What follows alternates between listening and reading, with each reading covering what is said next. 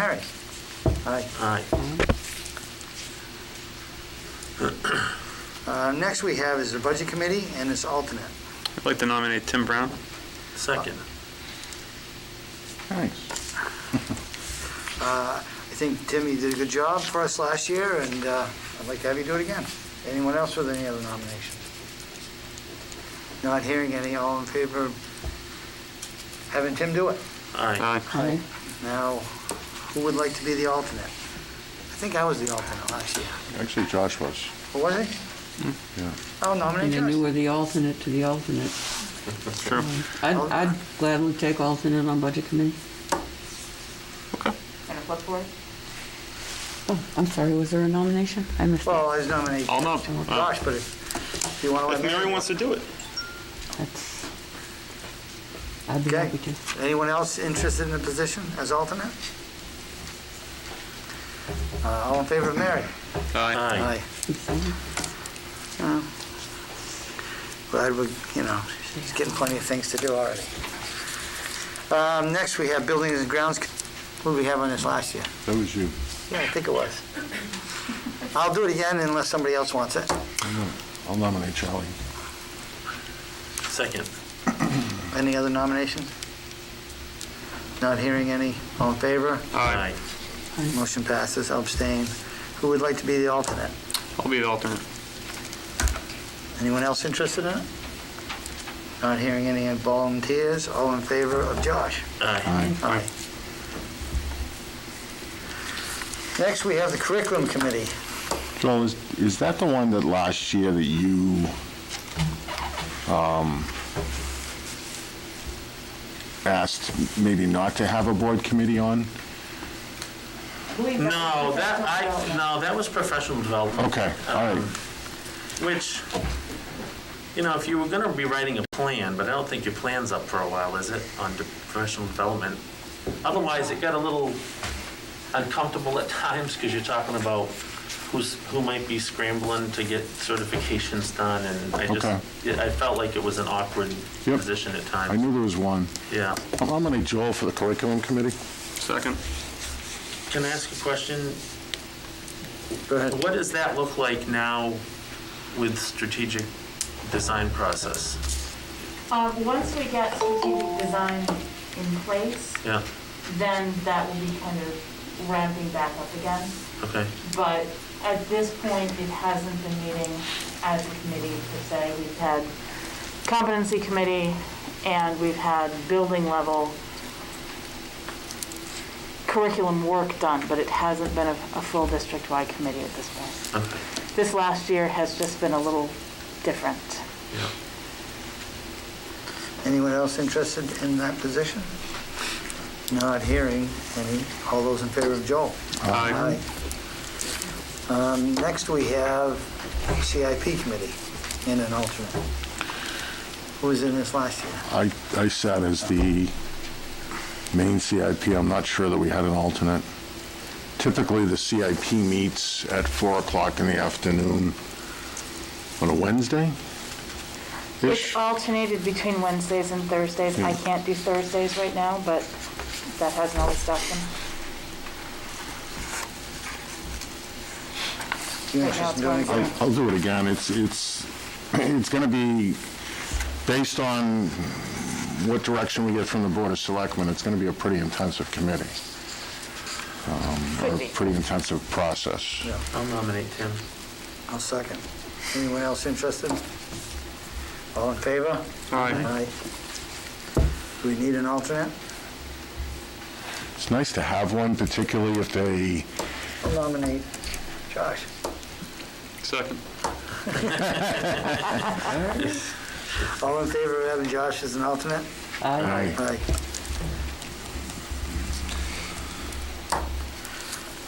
Next, we have Health and Wellness Committee. Do we actually have somebody appointed for this last year? That was me. But we didn't meet because of COVID.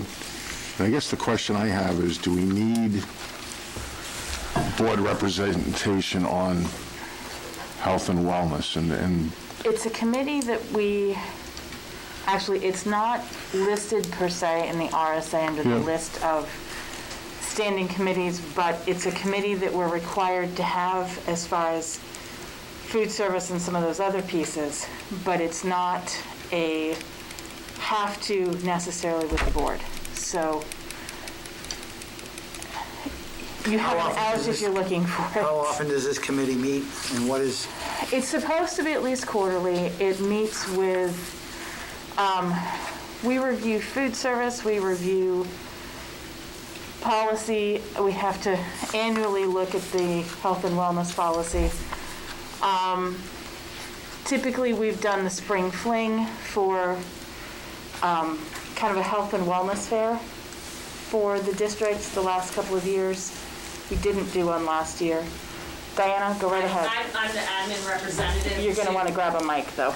I'll get close to you. That's okay. Yeah, that's fine. I'm the admin representative to the Health and Wellness Committee. Typically, Spring Fling is the big project that we would be doing. At this point, no Spring Fling is on the radar. We continue to talk about ways to, promote health and wellness. I know there was a conversation about kind of publicizing trails that are available close to the school district and in Farmington. I unfortunately was not able to attend the last meeting because I had another meeting with a parent. Personally, I don't see a big role for a board member to fulfill. We do have a policy that I believe we just vetted last year. It's not due for any big revisions that I can foresee. We're not due for revisions. We do have to show, because it's part of our food service package, in order for us to be approved for our whole larger piece, it has to be reviewed and signed off on by the committee annually, but it doesn't mean you have to make a change. You may say, it's fine. I'll nominate Mary. And is rewarded with an eye roll. My question was, is it possible to just sort of leave that in limbo until that meeting is coming up, where we have to get together and review for food services, a point at that meeting? You Or is it- wouldn't need to attend every meeting anyway. Okay. So certainly we could let you know that the policy is coming up and make sure we schedule when you could be there. I'll do that then. Okay. And Ms. Barron, certainly if you wanted to review the policy, it's in the approved policies Folder. manual, and you could certainly just email me your concerns or input, and that might suffice. I'll second. All in favor of having Mary do it? Aye. Aye. I'm going to move similar to what we did last year, in that we don't fill the Farmington School District Professional Development Committee with a board member. Second. There's a motion and second. Any discussion? Are there minutes taken? For Professional Development Committee, there are at least notations of who's been present and general topics, but because there are discussions of individuals' plans, those are not in the minutes. Gotcha. Could we get a summary if we're not going to have representation? Probably. Okay. I would suggest that. I can do that, Ruth Ellen. I run that committee, so if they want that, I can certainly do that. There you go. Thank you. Any other discussion on the motion, which is to not have somebody, a board representation on the Professional Development Committee? Not hearing any. All in favor? Aye. Next, we have the Data Governance Planning Committee. Who was the representative this past year? I was. Ah, I'll do it again. Motion for Josh. a second. Any discussion? Not hearing any. All in favor? Aye. Aye. Does the board feel we need an alternate for this? Nope. Okay. You have to make all the meetings. Next, the Audit Committee. I'll nominate Mary. Second. I mean, All in favor? Aye. Can you tell me a little bit about it, when it meets, that type of thing? So far, it hasn't actually convened, so that's the easy part for you. It is, some districts have strictly an audit committee, some have kind of an audit/finance committee. reviewing audits. Some will go through and take a different section of finance to review each year, so that there's maybe a 5 or 6 year cycle of different sections of. Ours was convened primarily to look at the audits back when we were playing catch up, and we got it all together, named people to the committee, and then COVID hit. Okay. So we haven't actually met. We will be having an audit presentation, I believe it's the 5th. Whatever date there, it was later next It month. was a later one. I think it was the Yeah, 19th. whatever date they requested, please. So Okay, the later one, so. I can assure In you April. that any audit committee involving me would be super exciting.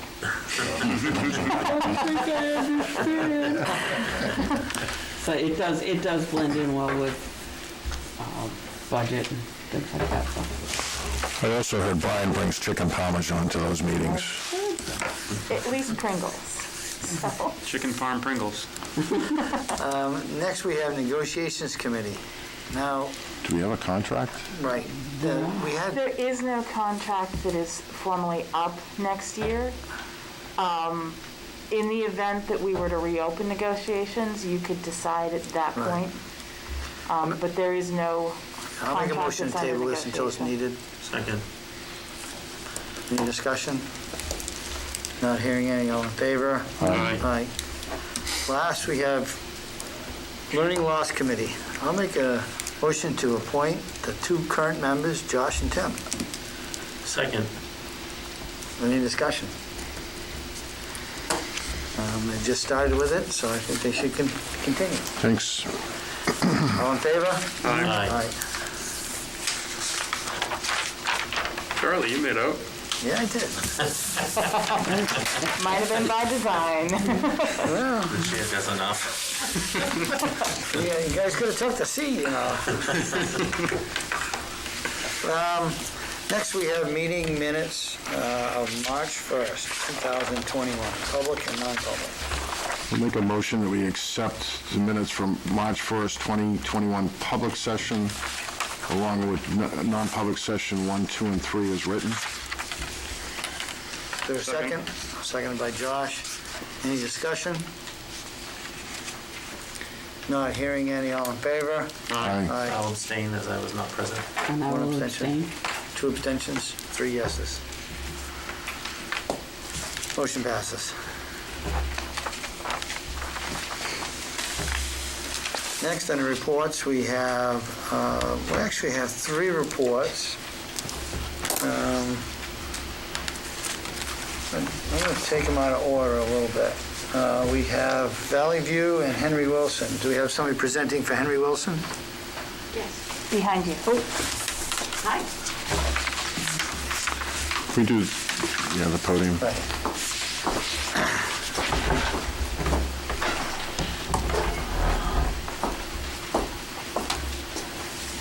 Giselle Pomeroy, assistant principal. Since we hadn't had a principal's report last month, I thought you might want to hear about all the fun things that we're doing at Henry Wilson and all the good stuff that's happening. So current enrollment's 293 students, and 63 of those are remote. We had a great February. We celebrated Henry Wilson's birthday on February 17th. His birthday is actually the 16th, which we learned from Andrew. However, that was our snow day. We had made arrangements to have cake from the cafeteria, so we had to wait a day, but we did have cake and we celebrated. Every Friday we do Henry Wilson trivia, and so the students have been learning a lot about their school and about who the president was. And I had put one student was inspired by Henry Wilson. Andrew was here tonight and told you all about his knowledge. February was a nice break for staff and students to recharge for spring learning. The students are doing a really good job maintaining COVID protocols. They continue to wear the mask appropriately and maintain their social distancing. With the warmer weather in March, we had some outdoor classrooms starting already. In the report, I have a picture of one of our classes working outside. We discovered that day that we had a challenge with taking walking mask breaks with mud, so we're trying to reroute things so that people can be outside learning and not have other classrooms walk through to get their mask breaks in. Our staff has been working on prioritizing. We're analyzing our gaps in learning and making professional decisions on how best to address the needs. And that's based on our matrix from that PD day. Our current incentive, we do a monthly incentive for staff, is filling your bucket with big rocks first. And then using that staff input for communication, we started Tuesday Tiger Tales, and I gave you an example of that. So that started last week. And that's what's happening at Henry Wilson. Thank you. Thank you. Can I ask a question? Yeah.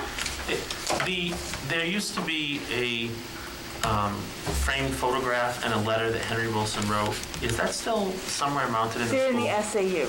Yeah. And we're hoping once we get trophy cases back up, I can get them back down in the lobby.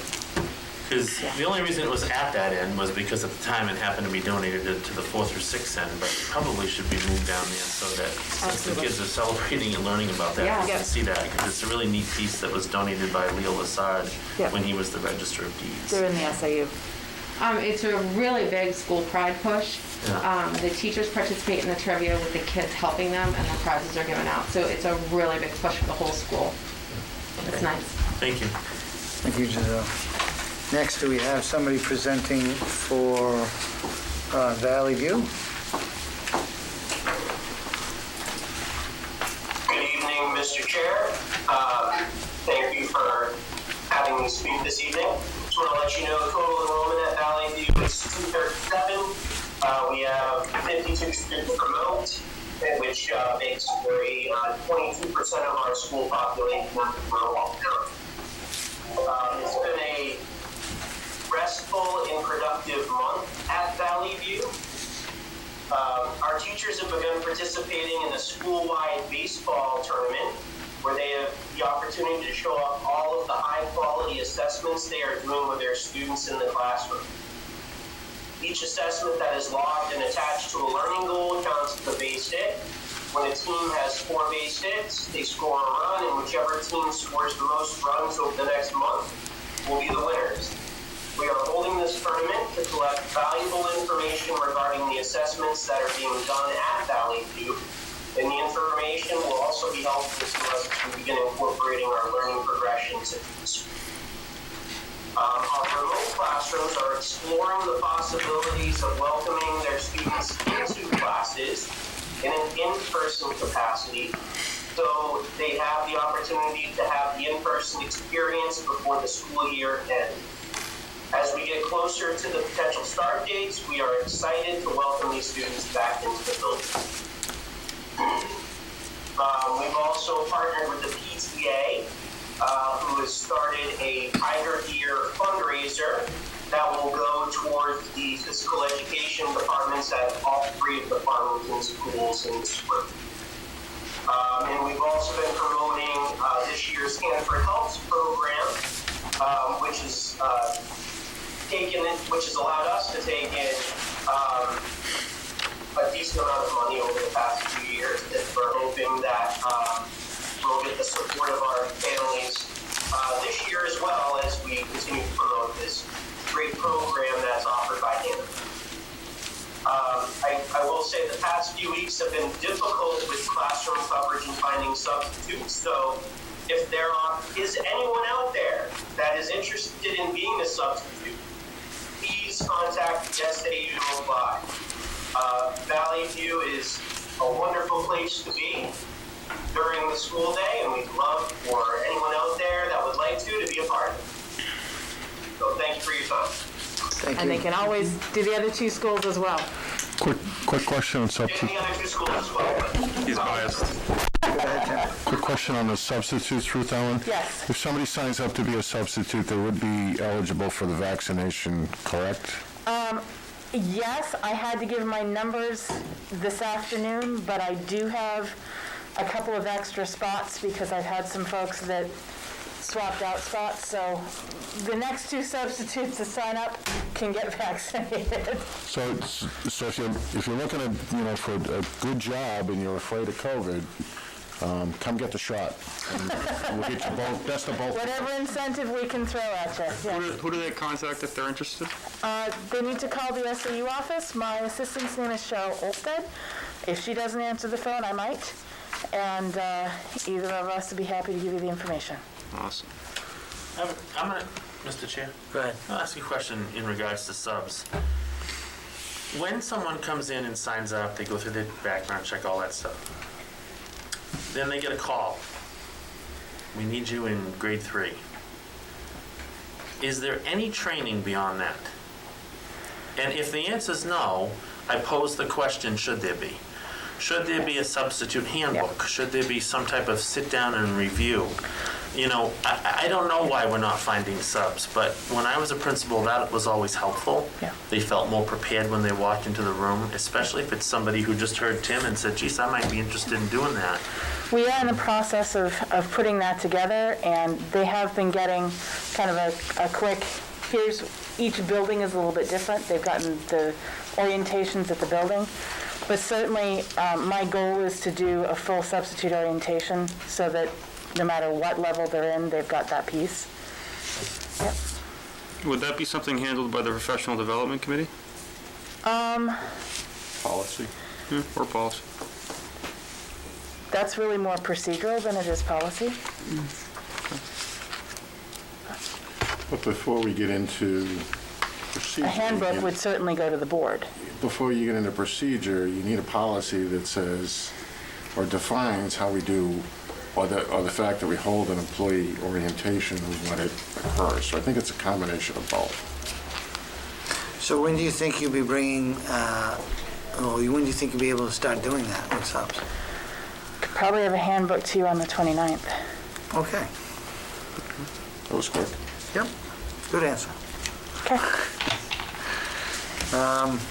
Next, Learning Loss and Truancy Committee. I'll start with that. And I put in the board folder today, and I apologize, 12th report was finished today. I had to collect some more information. And kind of what I want the board to focus on is two things. One, we'll be making some policy recommendations later on in this meeting that are up on the board folder for truancy. And that's the highlight of tonight. I wanted this data to get out to the board so that they could kind of sift through it during the week. And keep in mind that the data is not pretty. It's a snapshot in time. And how I want to look at this is it's our moment to move forward and get better. I don't want the data that we collected and the hard work of our administrators to become a blame game. It's a picture of where we're at. We need to recognize where we're at, and we need to move forward with corrective steps, which we'll talk about at the next meeting. So I had a question regarding the 312 report. On the charts that you have 2 charts for one for Henry Wilson, one for the high school. Yep. And you have the number of students that are remote. I assume the next column is those students that are having a D. Yep. Next column is for students that have an F. And I assume that's in one class or more? One class or more is what we asked for from the teachers. There may be some cross numbers in both where a student both has a D and an F. Now, and then next is attendance, so that is... Those would be students who, at this point in time, qualify as truant. So in the first category, under Farmington High School, numbers? Remote, you have 86 remote, 21 with a D, or 1D or more, say a minimum of 1D, 26 with failing one grade, and then 39 are considered truant, and Of the remote students, of the remote 39. students. Yes. And in the total for the high school, 134 are considered truant out of 244. Was it that just correct? truant or close to as well? Some of them were close to as we And were approaching that. what is that requirement or that threshold? 10 Truant is 5 half days. I mean, it's 10 half days. or 5 full days 5 full days. of unexcused absences. So with some of these, it seemed the pretty high at the high school. Certainly better the second quarter. So I guess, Ruth Ellen, what typically would we see in a normal year for these numbers? Do we have any feel for what that might be? Last year's numbers in the fall were lower, not significantly lower, and I don't have them in front of me. I'd given them back when we had looked at comparing first and second quarter, first quarter and first quarter last year, and I would go back and pull those for you if we need to do that. If I can recall correctly, in at one of our meetings, Diana actually discussed it. There's been a 3-year trend where the problem has gotten worse. So typically, I went back to look at this year's because that's what we're dealing with now and kind of move forward versus kind of the other 2 years kind of looked at it as irrelevant data, other than understanding that this is a 3-year trend. Okay. And then looking at the Henry Wilson Memorial School, I think the results was certainly much better in attendance. Also better in the grades. And I will say for Henry Wilson, the grades were somewhat skewed by the Unified Arts data, where it was harder to have a remote class environment for like art or some of the other Unified Arts. STEM. Yeah. Okay. Some of the hands-on classes were tougher to, while we were able to get materials to students via, bus drop-off, what have you, it's not quite the same as being in person and having the same workshop environment. Okay. The other question that I came up with from the report talked about the learning management system. What are we currently using, and what are we planning on replacing that in the near term, or this is just something that's come to light based upon how we have to operate differently now? We have a student information system. We don't have a learning management system. So Power School is our student information system. It houses grades, it houses student data, but it doesn't allow us to track learning progressions. It doesn't allow us to track competencies the same way. It doesn't give us data that I can extract easily at board level. It has kid names attached. I don't have some of those other reporting capabilities. A learning management system will talk to our student information system, but give us the ability to extract some of that data to really look at where we are across with a number of different cross sections. And it will house our curriculum. It won't just be a grading system, it will be the repository for those competencies and learning progression statements. It will be where a new teacher can go in and see, here's what a kid needs to know and be able to do across grade levels to be able to see where a student is now and where he needs to get and what the path is, so that learning can be more customized, which is what we really need to move forward. I think the benefit, one of the major benefits of a learning management system would be you can see where you are at any given point compared to another given point, right? And the amount of data that the administrators had to gather to just come up with the data points that we requested was absurd. It was like that much paper. So if we can minimize that, then you can see where you are compared to another given point with little to no time. Tim? That was going to be my comment. The amount of work that our administrators put into collecting this data was intensive, and the work product they put into it was phenomenal. This board at one time, I think in Easter 1, when we did our wish list, talked about the learning management system as a priority of funding back then. I don't know kind of where it went in the process as we were going through, But one of the things that I want to, again, next week, when we have it on the agenda, I'd like to spend some time and give direction to the administrative of, we believe in moving forward with the learning management system. Misty and the superintendent one time kind of said, this is the system that we'd like to go. Discussion at the meeting was they're going to bring 3 proposals to the board. But I'd kind of like to put that issue to rest next weekend so that we can move forward in that direction once the ESA 2 funding is released, or if we have the funding, and Brian can answer that, in ESA 1 and it qualifies, maybe that moves up on the priority list to get us the tools that we're going to need. And one of the things that I'm looking to do to complement what Tim is bringing together is I've started a spreadsheet that says, here's our funding sources. We've got ESA 1, the SBSRF, ESA 2, all of our title grants, and what is allowable under each, so that we can start looking at, here's what we have for funding, here's the timeline that each runs, and then here are the projects across that we're looking to do, because all of the funding is starting to blend, but we are required to keep them separate for reporting. And some of the pieces may have to even be done part out of this grant and part out of that grant. So to do that, we need to make sure that we have it very carefully delineated.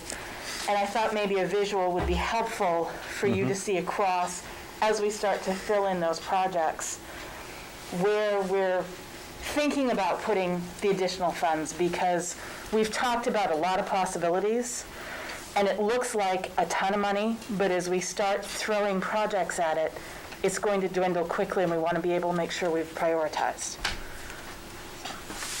Okay. Anything else on this report? Tim, you want to? No, I appreciate the intensive amount and the fast pace in the last 3 weeks that the committee has kind of met. We stepped back for schedule our next meeting in a month for the committee to give the administrative some of the time to do the research and some of the projects that we're going to bring forward for the board, with the idea that if something emerges quickly that we need to talk about as a committee, we can reconvene the committee quicker than later. But all the billing principals, all the SAU staff that were assigned, I enjoyed the process. It was a learning experience for me. Hopefully it was a learning experience for them on where the board's coming from. And we'll talk about the recommendations next week. Okay. On the reports, we don't have listed our student representative. I don't know if she has a report for us tonight or not. Okay, just wanted to make sure you had an opportunity. Okay. Thank you. Next on the old business, we have strategic design overview and update. Was there anything, I didn't see anything in the folder. There wasn't anything Okay. specific in the folder. I'm looking to do just a broad overview.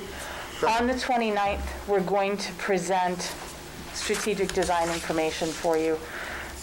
We had looked to try to do an in-person event on the 20th. We don't have that many people who are able to do the in-person, so we're looking to be getting that information out to people electronically for feedback, and then I will still have that back for you for the 29th. But I wanted to give you a broad overview of the pieces of that strategic design process, so that as people are looking toward that report, they understand the chunks that are involved. The first part is the mission, and while we have a mission and vision statement, we're looking to streamline and update those. The mission really gives us our purpose in broad terms. The core values identify how we're going to work together in order to achieve the mission and the vision. Our guiding principles are our strongest beliefs regarding learning, teaching, and community. And then we look at the future conditions and learning outcomes for those. The future conditions are what we are looking at students facing as they are in different spheres of living, whether they're in a sphere that involves personal, whether it's learning, relationships, economic and civic, global and cultural. So those different spheres that they need to be able to move in and out of fairly fluidly and be able to take what they've learned with us and apply it. We're looking at also the learning outcomes, what they need to now be able to do and be like as they face those conditions. And then in doing that, develop the vision, what we look like and will be operating as in our ideal best. So we understand that a vision often looks somewhat unattainable because you're looking, this is the ideal, this is what we're aiming for. But if you don't have a vision that is big enough to aim for, then it really doesn't help you move forward toward anything. So that's what we're looking at. The committee spent 3 different days working on a lot of different inputs. We now have the draft back. We want to make sure that as it's been put together, it truly reflects the work that that committee did. We're looking for one more, yep, we're good to go, and then I will bring it to everyone on the 29th. Okay, thank you. Ruth Ellen, can I just put a plug in for the 3 sort of sessions for the participants to come in on to give feedback? If that's okay with Charlie. That I put that out there, and we're still looking for people, and I also have it in a Google shared doc for the participants as well as board members to add comments and questions. But on the 20th, on Saturday at 9, I'm opening up a session for people to come in and give feedback and questions. Tuesday and Wednesday as well, but no, Tuesday and Thursday of the following week in the evening at 7. So I'm just going to have those open for participants that participate in the strategic design and board members to come in and just have dialogue around it too before we finish the final draft. So I just wanted to plug that, right now, in case people didn't get my emails. Okay, thank you, Misty. Next on our agenda, we have vaccination clinic update. Go ahead with that. So our vaccination clinic for staff, as Tim mentioned, we were approached by the Public Health Network to be able to run an on-site clinic for our staff so that we can provide vaccine to anyone who is interested in having that, any of our staff members. We are combining with Milton so that they also can receive vaccinations in a fairly close area, and our setup is more conducive to a drive-through clinic than what Milton has, so they're joining us. We'll be running on the 26th of March and on the 23rd of April, which will be the second shot. There will be a drive-through clinic here from 3 until probably 5:30 or so. We're hoping to be able to do about 100 people an hour. We'll have 4 lanes in the back. The campuses will be closed to any activities those afternoons because we're going to need to make sure we've got things moving through pretty quickly. I do have staff who volunteered to help out with some of the traffic control. We will have Farmington Police here helping us with traffic. The emergency management director, our fire chief, is on board and aware of what we need to do for coverage. And public health is staffing. Our nurses will be volunteering, helping with some of the other pieces. And we've had a pretty good response. So we've got a little over 200 people who'll be coming through for that afternoon. Good. Yeah. Do we have a, for people that are alone, there's, I think, a half-hour waiting period. Do you have a post-vaccination staging area where Yes. these people are going to park? That'll be up at Valley View, and that will be fully staffed by medical personnel as well. Perfect. So, yep. And that way we can do a single loop around the back, up, back down there, and out without a bottleneck. Nice. At least that's the plan. Okay, moving along to athletics, winter awards. Do we have somebody presenting? Are you there, Eric? Eric? Yep, here. Okay. Yeah, so I propose, I'm looking to do an award ceremony for Henry Wilson in the high school. The high school will be on the 23rd, I believe, and the middle school will be on the 25th. And what I'm looking to do is have multiple sessions for programs. So for high school, for the girls program, JV and varsity, in one session for about 45 minutes, where they're able to be spaced out, social distance in the gym, and allowing that rule of 2 guests per athlete to be present. So the reason why I am splitting up my programs to minimize the number total at once, and where the award ceremony happens, certificates given and awards. There will be no eating or anything like that, just the award ceremony, where they'll leave and a new session will come in, same protocols for screening, etc., just like any athletic event. Okay, Eric, have you had a chance to meet with Larry and Ruth Ellen regarding the ability to provide personnel for cleaning this area before and after? Yes, he has. Yes. Okay. Anyone with any questions or concerns? I just got a question.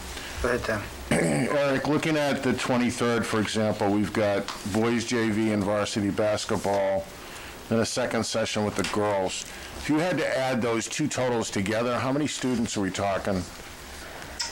So total would be, each program would be about 30, 31 athletes. Okay. So when we did the capacity count with social distancing in the gym, and I'm assuming that's where you're going to have it? Yes. Yeah. We were up to about 140 people that were capable of socially distancing. Where I'm looking at this, and I'm not being critical, but we're going to bring in the boys JV and the varsity team, probably not have any cleaning, and then bring in a separate cohort of students. Does it make sense if we can simply do that and meet that number to have one session of awards?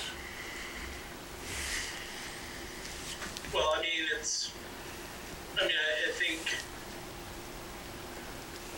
I guess I haven't had that many people in the building with parents, I guess, so to rule if it's completely safe, I'm not sure. Like I said, at a typical time, we only have the 15, roughly, times that by 2 parents for games. Okay. So that's why I went with this. When we set up deliberative, we come up with a number that we could safely house 140 people socially distanced. So, I guess I'll put that out to you, that if the student team members and the parents aren't going to exceed that, I think there's an option potentially there for you to have one session. If you think we're going to have more parents and it's going to crank the number up, then I'd agree with the way that it's laid out. But either way, I'm just putting it out as an alternate plan of, does it make sense to have 2 or just do the 1? Because when we bring in the 2, we have a gap in between where we're not clean. We do have a gap in between. It also, you have a smaller number coming in at any one time for screening. To try to screen everyone coming in at once does add to that, and it will be a longer ceremony. Okay. I mean, it's not. I'm good either way. I Yeah. just wanted to put that out. So I'll make a motion to approve the ceremony with the caveat that giving staff ability to combine them if they feel it's appropriate. Second that. Any discussion on the motion? Not hearing any, all in favor? Aye. Thank you. Go ahead next with your spring sports plan. Yeah, so I have the spring sports proposal, very similar to what's happened in the past. I'm looking to propose high school baseball and softball along with boys volleyball, which is an indoor sport in the spring, and for the middle school for your baseball and softball. And same kind of idea, looking at regional play just like in the winter. Season is not regulated by amounts of games, as there will be an open tournament by the NHAA, and looking for still screening protocols to be in place. At our home events, even outdoors, looking to limit numbers of fans, etc. At our home games, both indoor and outdoor, to the 2 per athlete. And yes, I've met with Larry calling to go over some of those cleaning protocols to make sure everything's all set. Okay. Do you have any questions in regards to something else? I've got two. On top of page 4, it starts pre-screening and check-in. It states at the end of the first paragraph, if an athlete does not arrive with a mask, they will be sent home immediately. They may be sent home. They may be sent home. I think it needs to add, or they will be provided a mask, because that is down further in a section where staff is having on hand additional masks, stated lower in the policy. So I think, we need to at least point to that, because in this policy, we're at least having staff some additional masks to be given out if required. The other concern I had, when it talks about hydration, it says at no time will athlete be denied access to fluids. But then it states public hydration will not be available. So the one thing that comes up as my concern is, if a student is to bring their own hydration, water, they misplace it, they lose it. I feel we should have some bottled water on hand to provide to any athlete that would need it, because we're stating here we're not providing it, and if they don't have it for some reason, no fault of their own, they say it gets misplaced or knocked over, we're going to need to do something. So whether we provide some bottled water that could be labeled for that athlete with a marker and then given to that athlete, that was my concern. I think the budget will probably bear a couple of cases of water in the Yeah, Yep. it just doesn't make sense the way it's written, because there's going to be situations where an athlete is going to need to be provided some water because theirs is either gone, it's misplaced, it's spilled.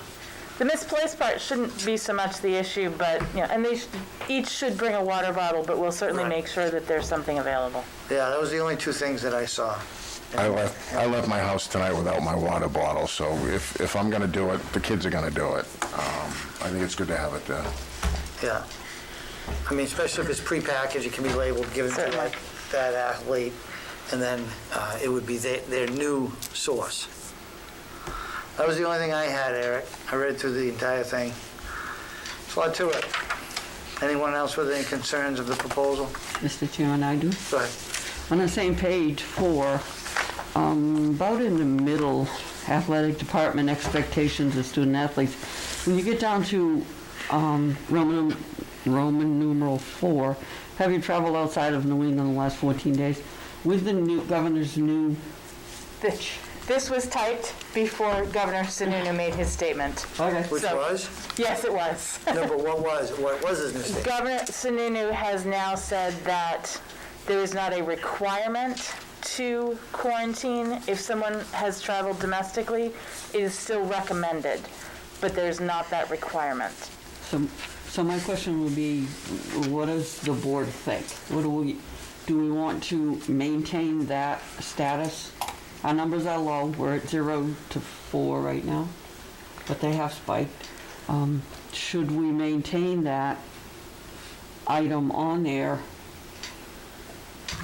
Well, that's a good question, because if the governor's changed his recommendation, have we, that was today? Last Friday. He changed it Friday, and to be perfectly honest with you, I didn't change the screeners for this morning. Right. I certainly can do that moving So are we forward. going to be taking his words and changing our policy for staff and students? That's a board decision. I would say we make it consistent with the direction from the state. Is that a motion? That's a motion. Second. Second. So the motion is to change our travel restrictions policy to be consistent with the governor's recommendations? Yes. Any discussion? I just got a question. And go ahead. You know, NHIA is tied with basketball. Is it tied in with the other sports as well? Yeah. Yes, all sports. So do they have a policy in place concerning travel outside of New England? And if they do, should we be going by their policy? Well, correct me if I'm wrong, Eric, but I think the original recommendations by the governor were adopted by the NHIA and suggested through committees to the athletic directors. Is that correct? Yeah, that's correct. So I guess I'd assume that they're going to make that change. I don't know if they officially have either, since it just happened Friday. Right, I don't know that Do you they happen to have. know, Eric? Yeah, I haven't heard anything yet on that, as, you know, this is kind of new information.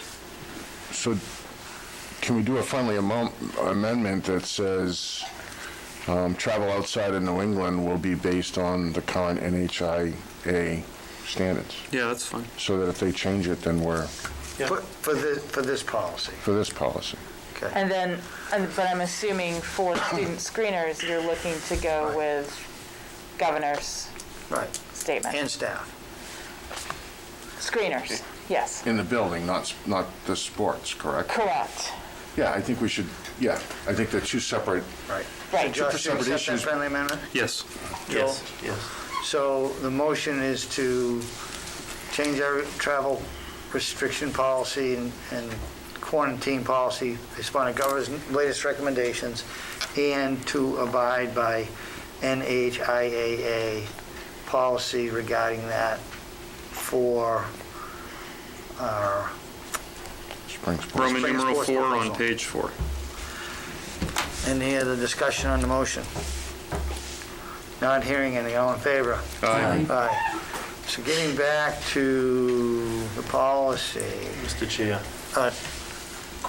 Were you all I set, had, Mary? I had a couple more. Oh, but- go ahead. No, go ahead, Mr. Barron. That's Go okay. ahead. I wanted to follow up on Mr. King's, or whoever, the question about masks, that would a student be sent home? Further in the policy, it states that a visiting student arriving without a mask will be given one. Right. So Should be consistent. I strongly think that if we're going to give them away to our guests, that we should have them available for our own Right. students. That's what I was pointing to as further in the policy that we I provided. understood that, yeah. Yeah, I can add that in there. That's what we've done, as practice. I'll just make sure that wording's correct for that as well. Right. In the process, and this, I'll stick to the sports program right now. Temperatures are taken, they're recorded. Are they kept, and if so, for how long? For contact tracing type things? For contact tracing, it has been for 10 to 14 days. They are kept by the coaches, and they're not kept indefinitely. I don't have back So we to. do have, and I guess my final question is, a lot of the things that are spelled out in this policy say, this is what we want you to do, this is what we expect. What happens if a violation occurs? Is there a mechanism in place that says you get a warning or you get the boot? I mean, I'm not really sure where that happens. I mean, I've watched a lot of the sports games this past winter, and I've consistently seen some violations, and I never hear further down the line what corrective action has been taken. Right. Well, and if it's corrective action with the student, it's not something we can share with you anyway, Right. at least as public at large. Typically, correct me if I'm wrong, Eric, it's a warning, and then if there's a continued, then they may be asked to leave. But we're not usually looking to bounce somebody the minute a mask No, slips or absolutely something not, like no. that. I just wondered, because I feel that once we get outside with a lot of our outside sports, that I think you'll find a little more, maybe, perhaps not.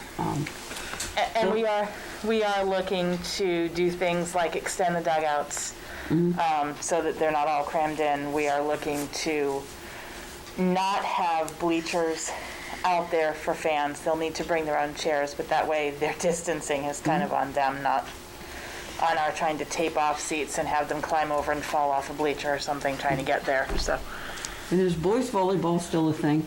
I knew that it is still a thing, and it's an indoor sport, so but it's a spring sport, so that would still be running in the spring. Okay, because I knew that it had a nice strong start, but then I thought it, Last spring, it kind of didn't happen. Okay. Yeah. all right, thank you. I'll make a comment. Go ahead. Were you up? I'll wait. My question was, I believe in your second proposal to get us to the $1 million freeze, middle school sports was part of that. And So my question is, we're going to be able to fund it? we talked about that probably 3 to 4 weeks back. Okay, I missed And it. looked at, yes, it Okay. was something that we felt we were going to be able to fund. Okay, Yep. thank you. Tim?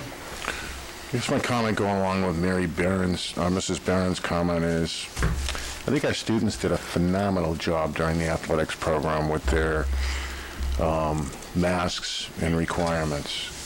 What I'm disappointed in, quite frankly, is our staff.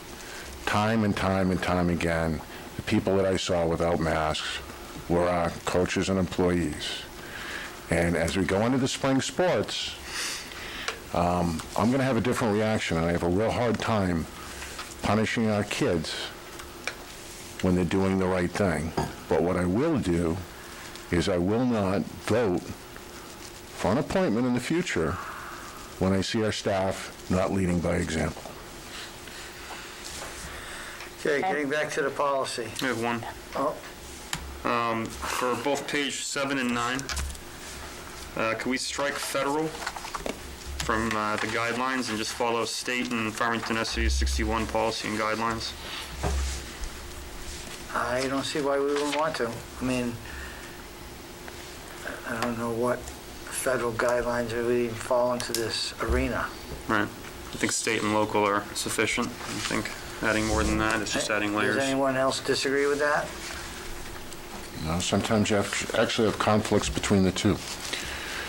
So I agree with the state. So Eric, are you going to be able to make that change? We can strike the word federal. Yeah.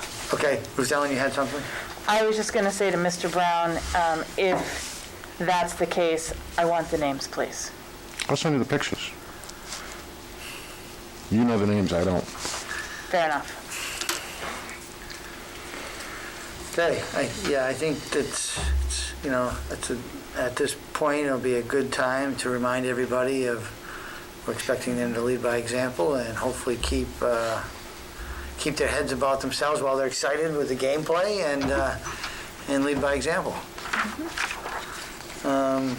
So we made a couple changes to the policy that they're going to be modifying. So I'll make a motion to approve it, approve the proposal as amended. Second. Any discussion? Not hearing any, all in favor? Aye. Aye. Thank you, Eric. Thank you, Eric. Thanks, sir. Moving along, I do have another old business. Go ahead. If I could jump in. I have heard back from Shelby Henry on her Okay. work with our trophy cases. Her final estimated cost for the project is coming in at $3,700. She's looking at about $405 for the cherry, $1,430 for the plywood, other hardware at $300, and the glass, she had an original quote of $1,565. She has since gotten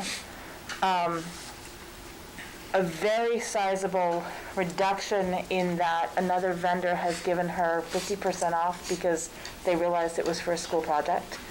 So I'm going to be bringing that forward as a donation to accept once I have the full information. so the 3,700 is including that reduction in the glass cost? No, it is Okay. not.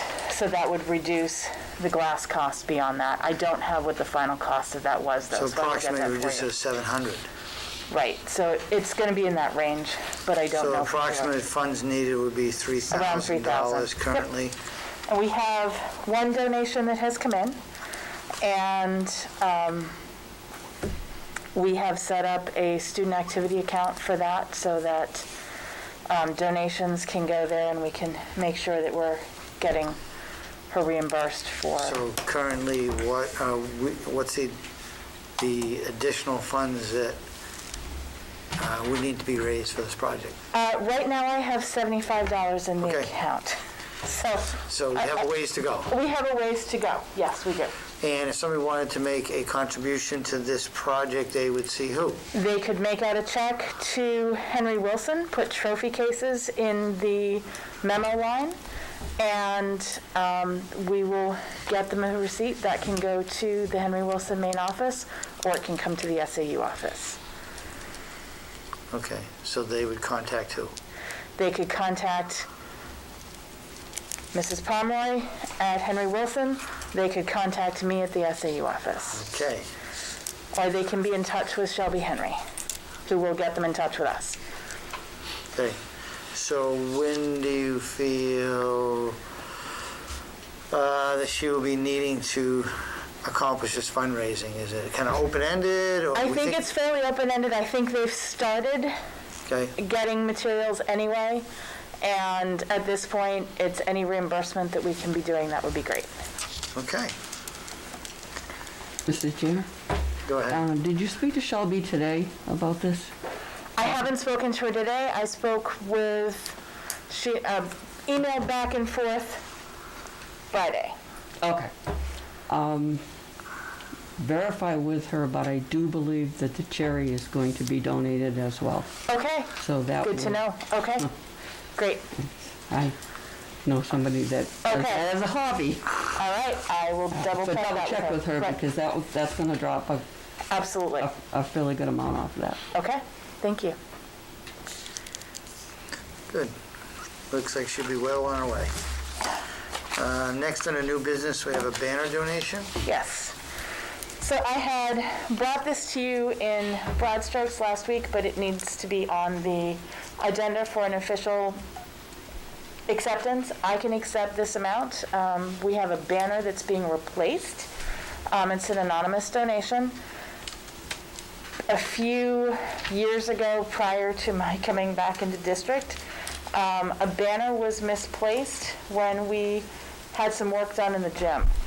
And we've had someone come forward and offer to replace that banner. It was in honor of the 2004-05 Boys Middle School Basketball Championship. And so that banner is being replaced. And we hope to have it in the next few weeks, and I will let you know when it arrives, and we can do a quick unveiling. Okay, thank you. Okay, thank you. Is there a motion that we need tonight to accept it as a donation? or I is that can gonna accept come- up to 500 on behalf of the it's district. below 500. So we're good. I'm Okay. just announcing it so that it's official and it was in the agenda, because that's the other dot that I have to check off. Good. Next, we have a couple policies. One is a JH policy, and the other is JHR. The first read, that first policy, or JH, some initial which has nothing to do with the policy or its title. Those are, To do with attendance, absenteeism, and truancy. So if you want to take over, this is an amended policy, or from, it is an amended, JH is amended. JH-R is the procedure that accompanies JH, so and JH was JHR is approved, new. June 20th, 2020. Correct. What are the proposed changes? I did not see any highlights to this. The proposed changes are primarily twofold.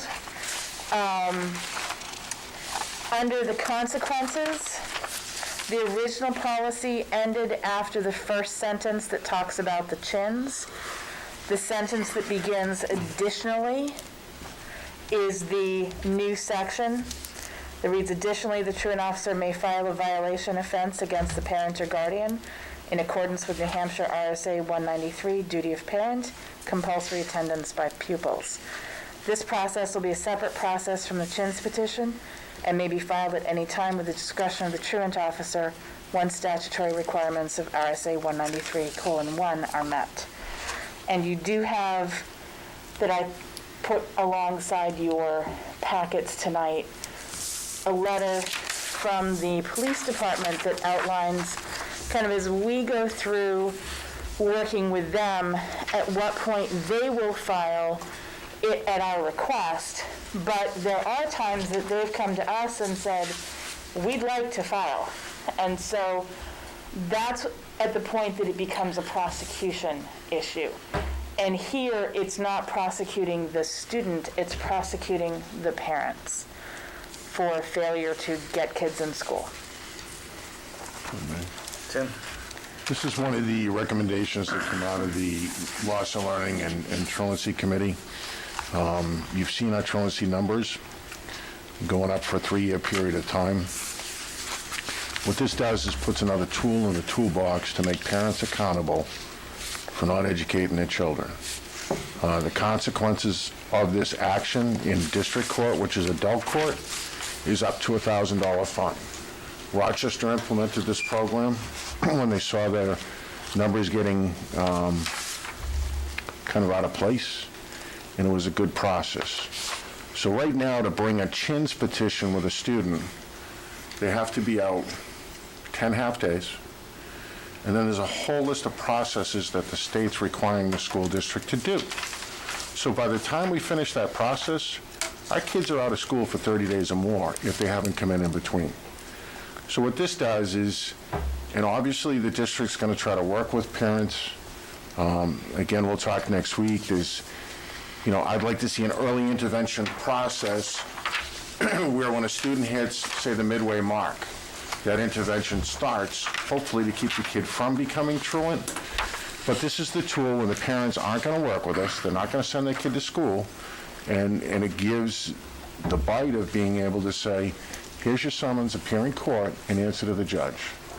Without, the only intervention that we have to do at that point is provide them with notice under the statute that says your child has met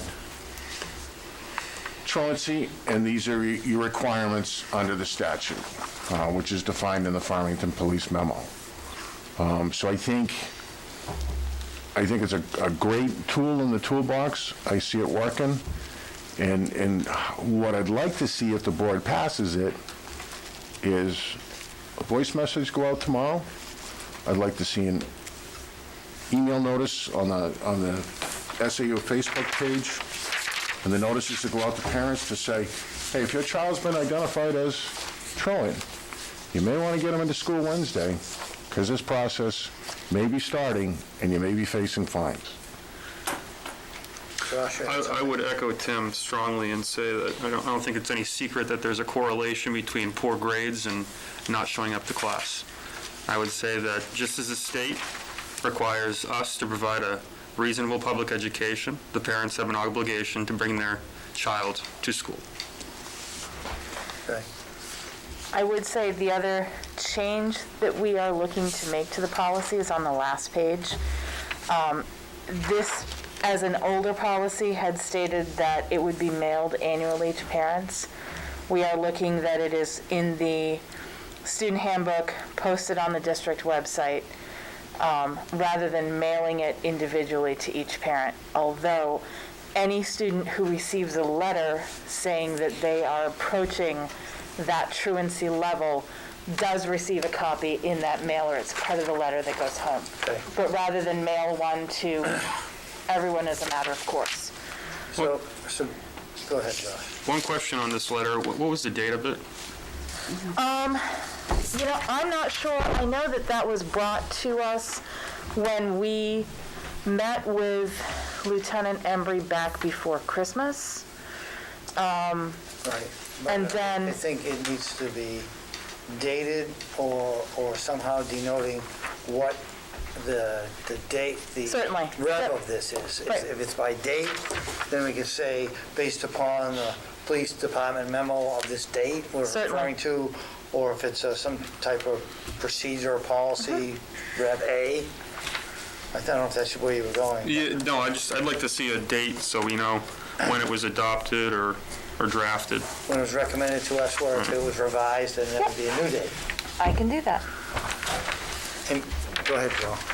Who's our truant officer? It is Diana. Yeah. I thought it was, I just double checked. And that may change next week on the learning loss. We're going to bring some recommendations forward to consider hiring somebody to take that off of the administrator's plate. But right now, it would, according to our policy, it would need Diana's blessing to cause the truancy complaint in adult court to be filed. Once she makes that decision, at that point, it would go to either the truant officer that's hired or the resource officer to file in district court. Or it may be Diana or her designee. Right. She may Correct. delegate that. Yeah. Now, getting back to the policy, you said the change was under the section consequences of habitually truant designation. Was that, Yes. after additionally, was that the change to that section and these other sections, Everything else is as it had been, except for the last one you made except reference to? striking the mailing requirement, yes. Okay. That answers that question. Anyone have any suggested changes or concerns with the draft policy? Under developing and coordinating strategies for truancy reduction, could we add a number 4 to denote working with the Learning Loss and Truancy Committee?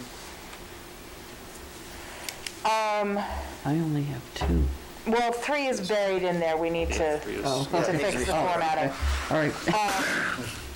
When you say, so there would be the administration working with the Learning Loss Committee? Yes. But administration of all 3 buildings is on that committee, so they are the committee. Right. Well, and board representation as well. Well, yes, but it's the board encourages administration to seek truancy prevention, but those 4 pieces are, we're all on that committee with you. So, I mean, certainly you can add it, but we're there already. Right. Okay. So it depends on how the board would like to do that.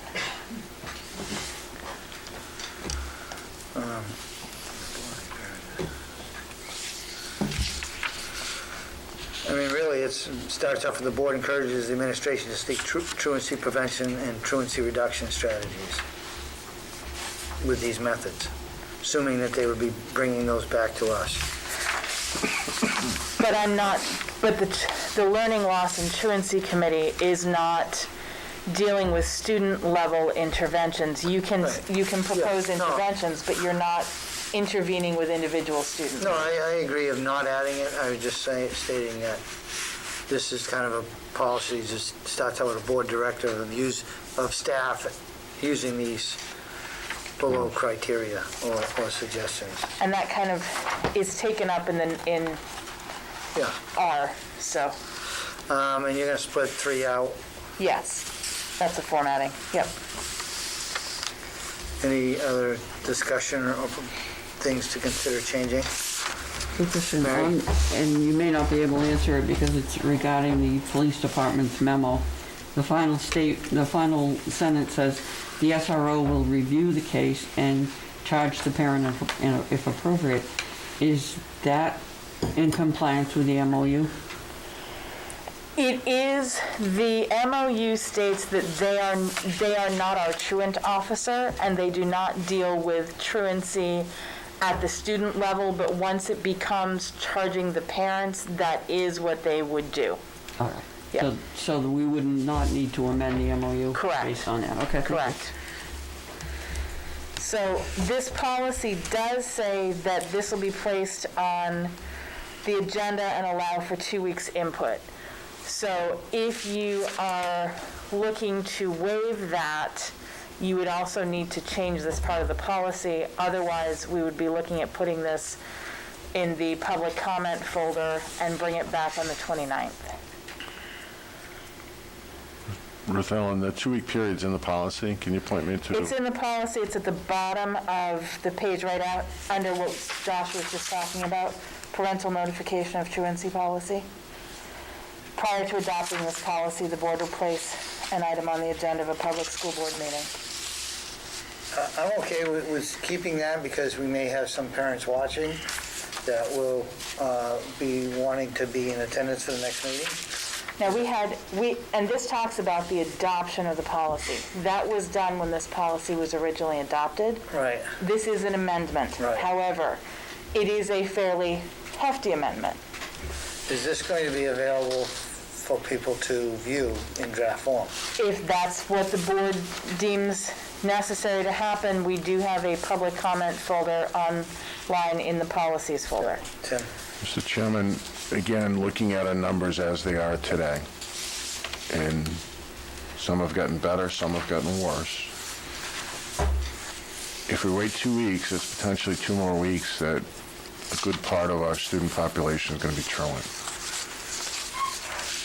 In this instance, and I know there's a motion on the floor to accept the policy. After we get done that, I'd like to consider an amendment that would allow us to waive the 2-week posting for this policy, and then in place of, to do the phone calls, the emails, and maybe individual calls to the parents to say, the board changed their policy, it's got a financial impact to it, either get your children in school or potentially pay the piper.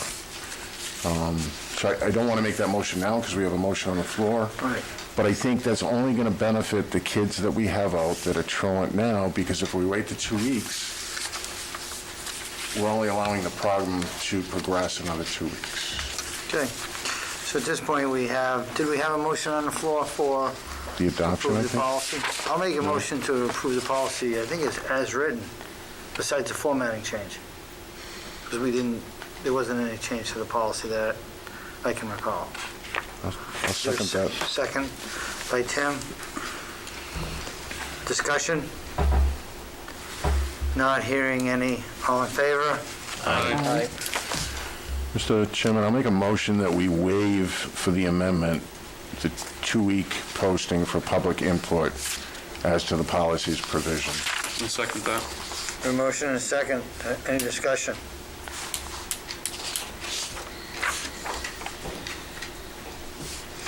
Hearing none. All those in favor? Aye. Aye. And Motion passes. just for a point of clarification, I think I missed it. Your motion to accept as written, did we have a motion to waive second reading, or was that incorporated into your motion? Was not incorporated, but at this point, by motion, we've accepted it as written with a formatting change. So can we formally, Do we need to, You waive that? motion to accept it with the formatting change, and then you have motioned and accepted waiving the 2-week posting for public so input. I'm going to make a motion that we waive the second reading and accept this as a final policy. Second. Discussion on the motion? Not hearing any. All in favor? Aye. Okay, moving along to the next policy, JHR, which is attendance, absenteeism, and truancy. And And actually, this is a new, anytime you see an R, it's the procedure that attaches itself to the policy that is JH. So why they used R instead of P, I have no idea. P would seem to be a procedure. They didn't ask me. so this is a new procedure? This is new. This would be the procedure that accompanies what you just voted on. And this is the part where you were looking at what are the interventions that are kind of mentioned in very broad strokes in 1 through 3. This is what we're looking to do and the bullet points of what that does. So, Mr. Chairman, I'll move the JH-R attendance, absenteeism, and truancy as a first read, based on the fact that I believe a lot of the bullet points refer to a truant officer, and we haven't really come to... We do have one.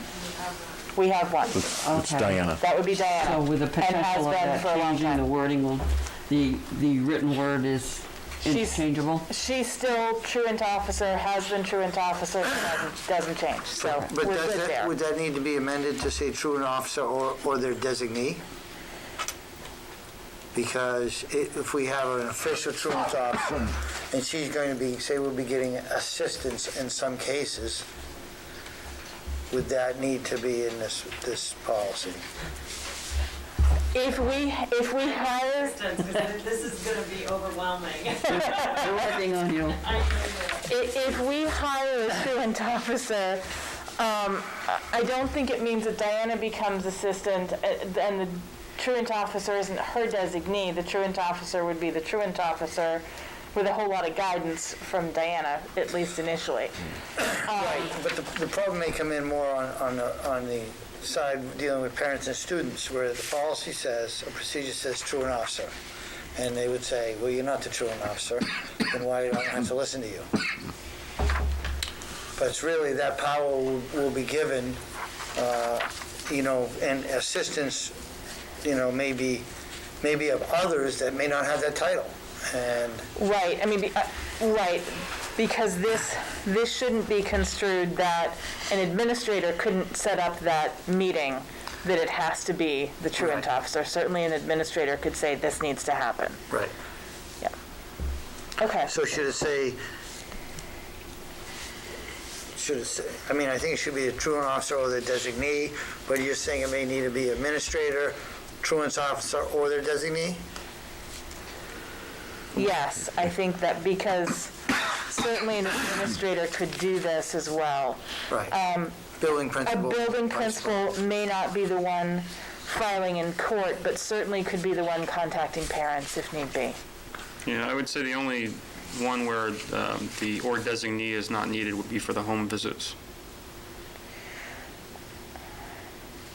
I think one of the purposes of hiring the truant officer is so an administrator isn't going to a home visit alone.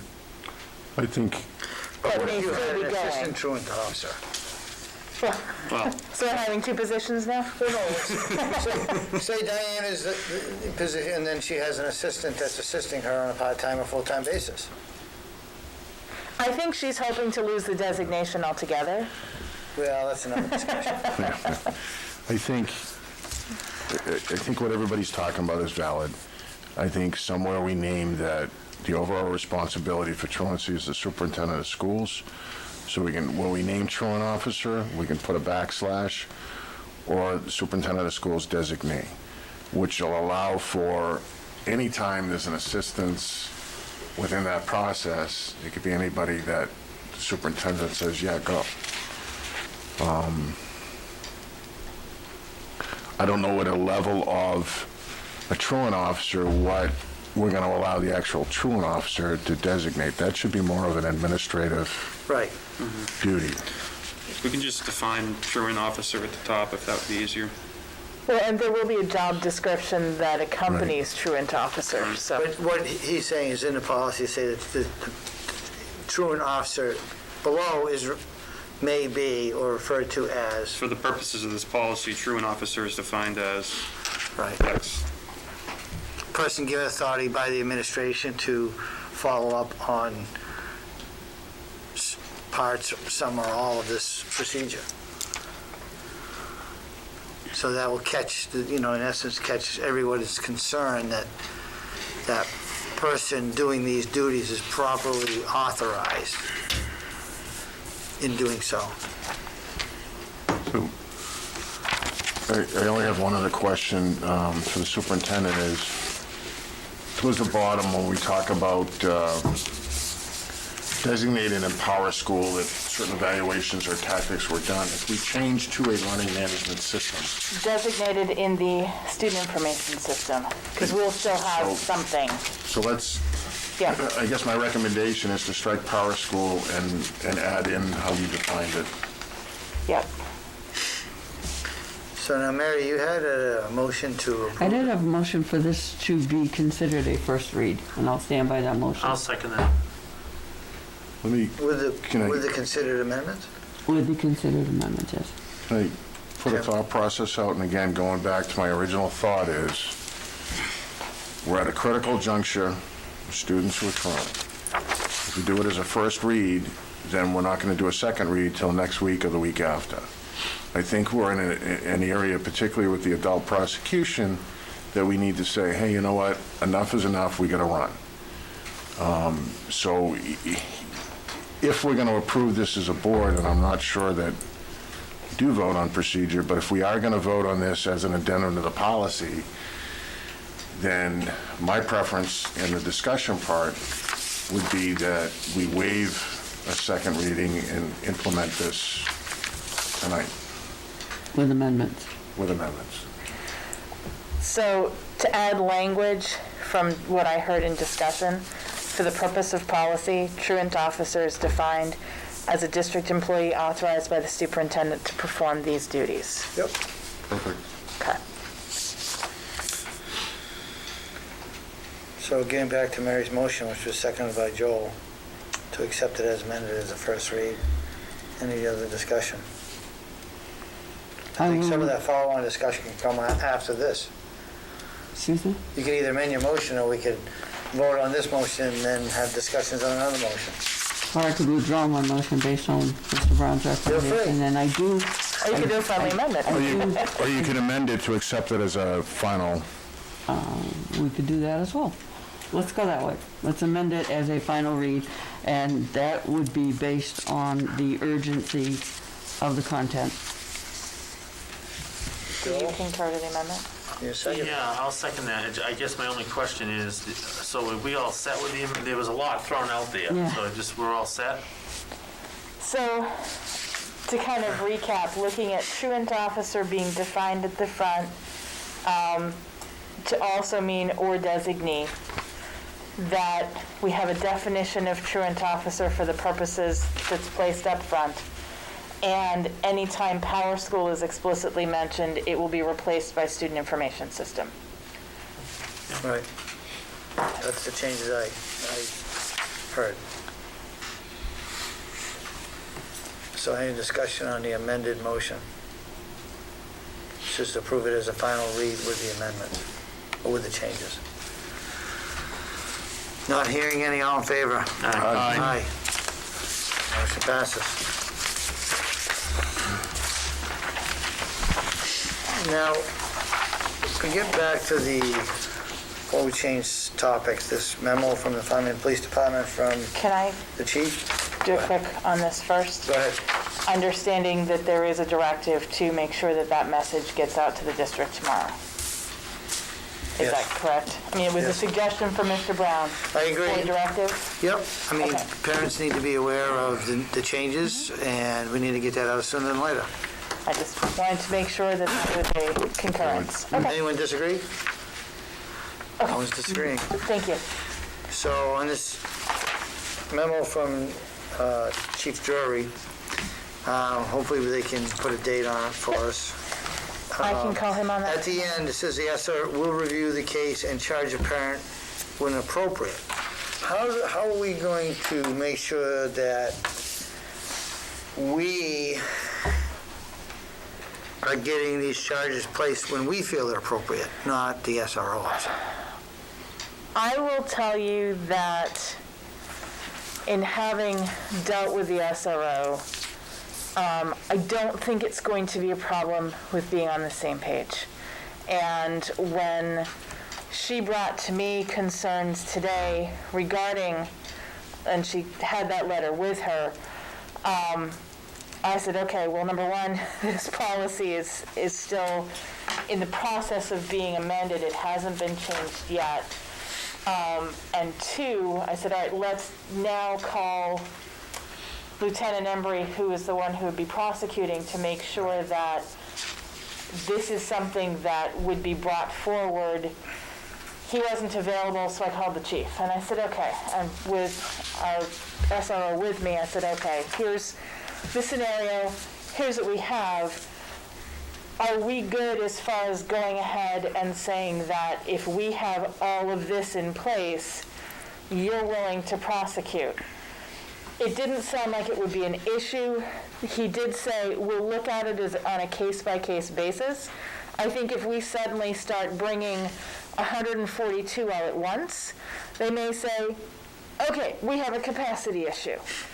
But I think there is certainly, if I provide, here's the documentation of the issue that we have right now, they're seeing the ramifications of that truancy in other behaviors as well, and they are as eager to start taking care of that as we are. That's currently the situation. Currently the situation, Right, yes. but that may not be that when we're all gone. This is a pretty brand new stance. So It is. I I've would- never I would- seen an SRO or department be willing to get that involved in truancy in the past. So this would be I will grant you that, and I can give you a little bit more in detail your discussions with elsewhere. Chief Drury tomorrow. I would suggest a revision to the bottom that states the SRO and administration, the administration will review the case and charge the parent when appropriate. Can I just comment here? Because I think that we need to have a mechanism, hold on a second, Tim, that the administration has a voice here, and if it's not being heard, then that would be feedback for this board to then deal with through other channels. Well, and certainly, if we're taking it to the SRO, the administration is involved. Right, but the way it's worded is, they'll do it if they feel like it. That's not acceptable. Understood. Tim? What we're looking at isn't a memo to us as a board, it's a Farmington Police Department policy. Right. So I want to be careful when we communicate, can you do this, can you do that, because it's not our policy or it's not our department we manage. Right. I realized mine was as a suggestion. I mean, I'm happy to follow up with the chief in an email to say, per our conversation, I understand this. Yep. Then we have a date stamped. And that'll work. My second thing is where he says the SRO will review the case and charge the parents if appropriate. What he's saying there is if it meets the statutory requirements, then you should do that, versus whether I want to or not. But also, once it becomes a police matter of charging in an adult court, it's out of our hands. We can't influence that process once it reaches that process, if that makes sense. Well, I don't disagree with that. Okay. But the fact is, if all the requirements are met and they feel it's a capacity issue, Then we need to have that discussion or contract those services out somewhere else. And that was what I threw out. That was not what they said. So, I mean, they haven't indicated that No, I'm just they saying. think that there's a capacity issue. Obviously, you know, we all the look at criteria needs numbers to at be met once. from a legal point. We need to have the resources to do it.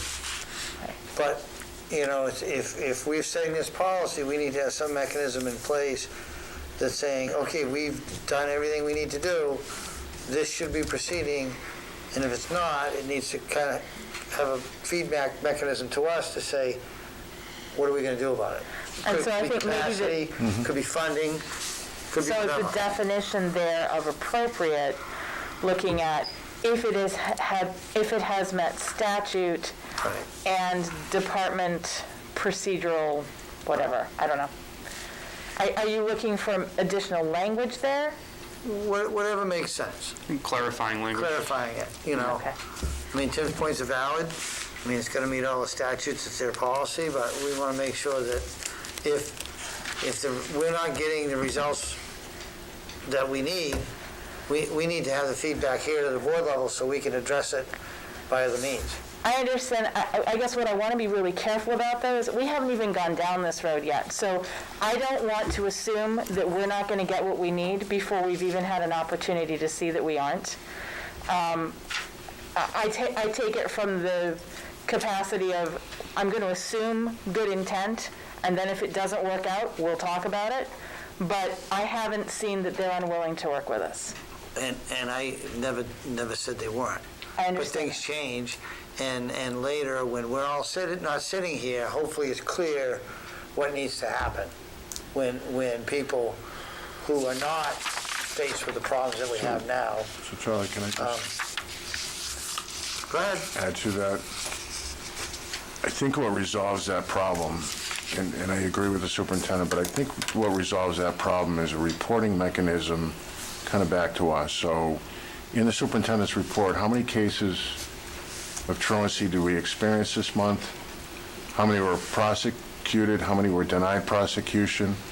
So that if we start to see a trend, then we react to that trend, if that makes sense.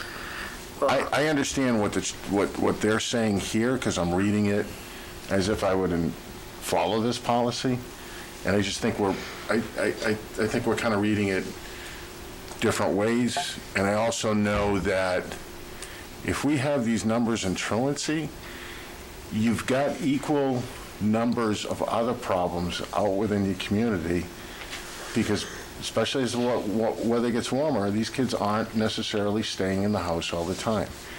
And I think that's part of the reason why we're seeing them forthcoming saying, hey, we're having a problem here, we know the kid's going to be in school, can we work together? So I kind of get what you're saying, but I also want to tread lightly on the fact that this is their policy, let's give it a go, see how it runs, and if we run into issues, communicate those issues. Well, I agree on one thing, we need to have some mandatory truancy reporting back to this board. I think that will keep it on the forefront, and maybe we don't address it today, but I think we're going to need to set some guidelines going forward of what we need for reporting of this to monitor it.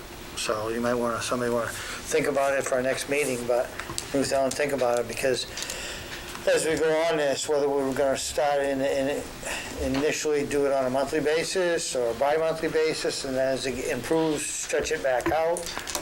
But it certainly, we need to have a reporting mechanism sooner than later. Tim? I got a better idea, and I questioned the reporting in our MOU by the DSRO, and what I'd like to see that's going to be helpful to this board, and it's a 3-minute process at the PD. So I want a police log monthly of the calls for service at any of our 4 buildings, SAU, high school, Valley View, middle school. And I gave you in the last board folder An email that said we had 18 calls, which tells me nothing as a board member. And that's, but I will tell you that that's all that you had asked what they were giving to the selectmen. Okay. That's what's going to the So selectmen. what I want to see is a daily police log for on a monthly basis for all calls for service at our buildings. They can redact the reporter, they can redact student information, they can redact witness information. I just want to know what we're dealing for problems. And the reason I want to know that as a board member is just as, we've seen with the truancy issues, we've seen with some of the once we can identify problems or trends, we can work to fix them. So are you asking for safe schools reports or anytime she's in the I'm building asking for a anything? Farmington Police Department daily log that's generated in the reporting system, that's public information under 91A, for all calls for service at all 4 of our buildings on a monthly basis, with the appropriate information that they feel needs to be redacted.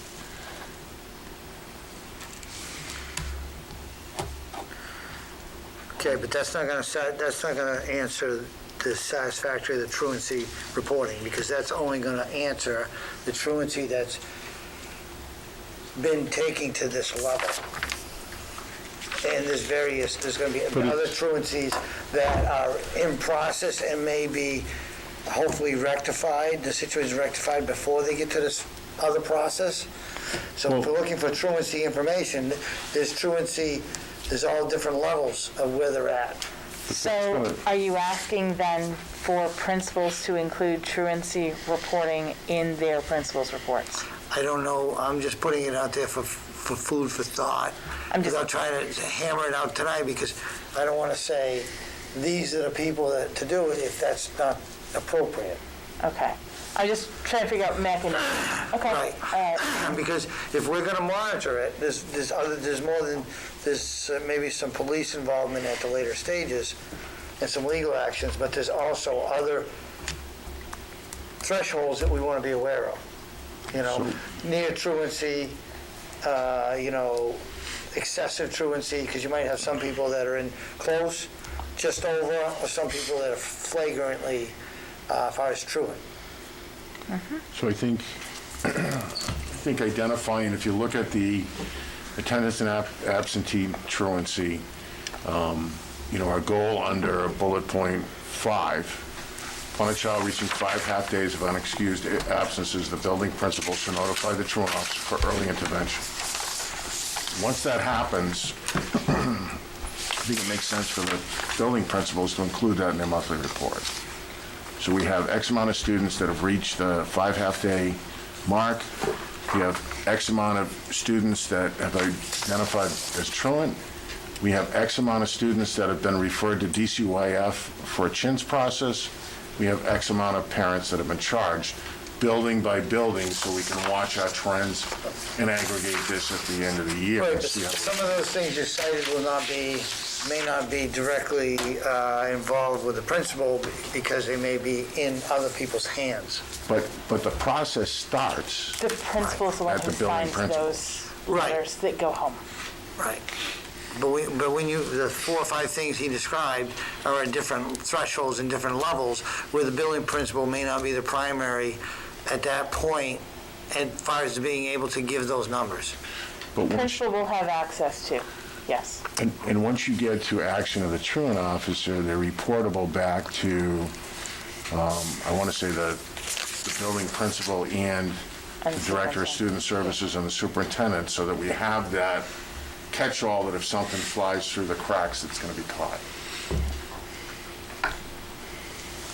If that makes sense. And then I think if we do that and require the principals and we see a need or a change or an addition as we're going through, we can find it. But I think putting the data responsibility on them, I think we're going to get good numbers.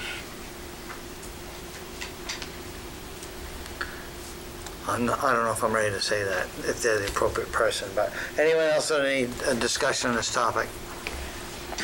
I think what I could say is they may not be the ones who necessarily pull it together, but it could be included in their report. Yeah. Which may be more along the lines of what you're looking at. I mean, the system is brand new, just adopted tonight, and who to do that reporting and provide it to us, I don't need to hammer out tonight. Okay, I myself, I want to make sure that we get the reporting so that we basically can stay on top of it. And whoever is the best to do that, I mean, Tim has a point regarding them being involved, which they need to be, but at certain parts, they're going to have other people assisting them with various cases. and I think that's the case anyway. Yeah. Joel? I think initially we should prepare ourselves, and I mean your admin team selves, for the SRO to be consumed with some of this. And their role may look a little different. Yep. Because initially, it's gonna be a lot of work. I mean, Diana's even said it. She's nodding right now. She's, Yeah. I need this off my plate, or at least part of it. It probably will get better. I love the fact that the SRO is willing to get involved and that the police department's backing it. That has not always been the case. That is true. This sends a very strong message at both the town level and school level that enough's enough. Your kids need to be in school.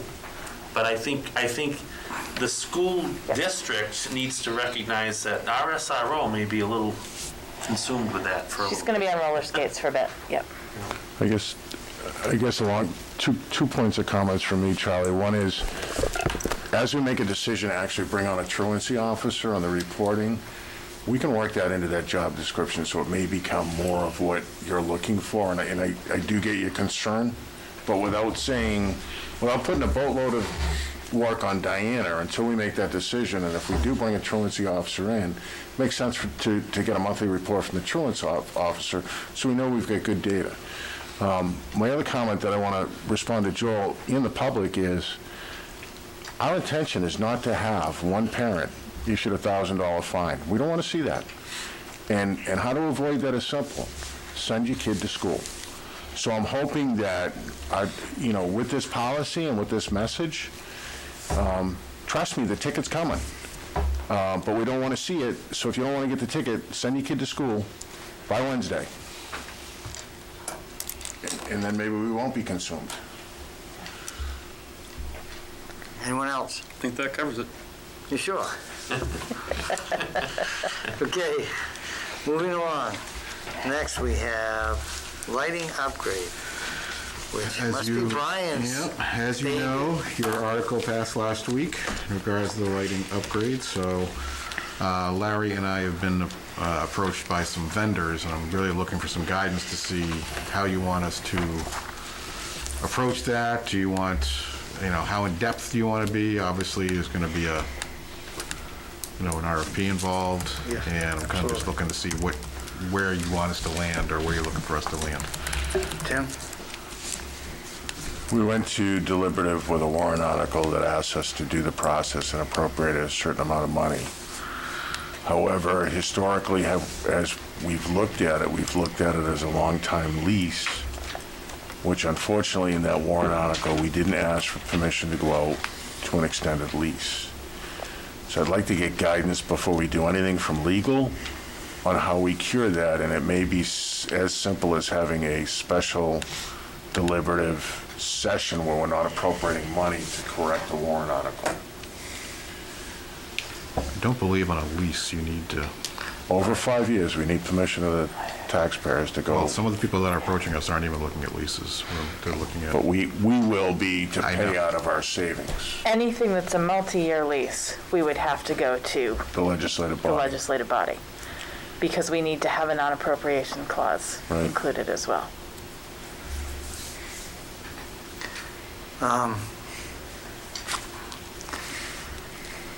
So I'd have to go back and read the warrant article. I don't have it in front of me. But I think it's clear the intent was there that we would basically be paying for it with the savings. So then that was basically the proposed funding mechanism that was put forth to the voters. Right. Whether specifically we had to say lease or not, I'm not sure.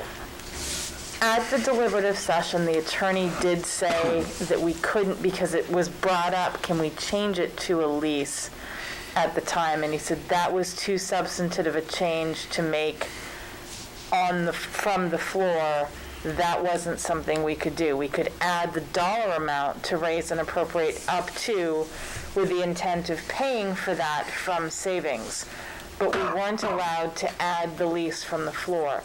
So with that, because there wasn't time to warn that that was the difference, I certainly, we can talk about language that we want to send to him and say, is this, or what is the cure for this if we were to hold a special session?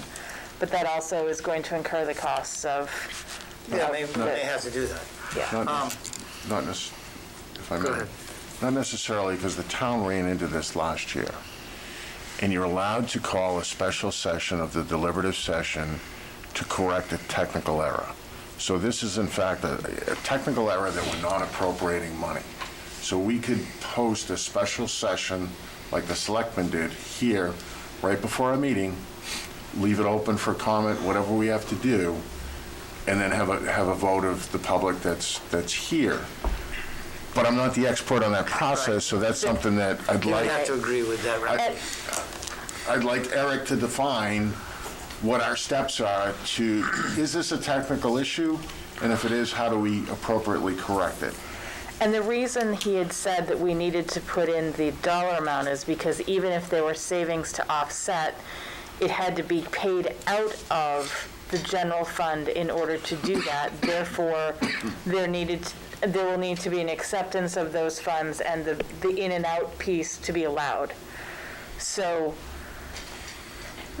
therefore the dollar amount, because there is a payment that goes out. And the other potential remedy is to fund it not through a lease, so it complies with what was approved, Correct. which may be, I'm not just thinking off the top of my head, I don't Okay. know if that makes sense based upon the dollars involved, but maybe it does, maybe it does not. So there's a couple points. One is there a remedy similar to what the town used, as Tim suggested? Does he feel that's a viable answer? Or the other thing is the funding mechanism, what funding mechanisms would be consistent with what was put forth to the voters? And getting back to your question on the, what I'm looking for, well, as we stated, we were going to go out through a competitive bid process to redo the lighting in all three schools. I think that's the fundamental, what we're looking for. And now there's another caveat regarding how it's funded, which may be, differently, may be different. But either way, we needed to have through competitive bid process,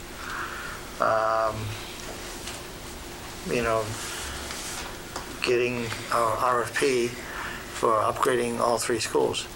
I did come across another potential vendor I'll send to you. I did bookmark it about 9 months ago when they walked through my door, out of Bedford and Nashua. I think they're actually in Somersworth doing something over there for one of the municipal buildings. But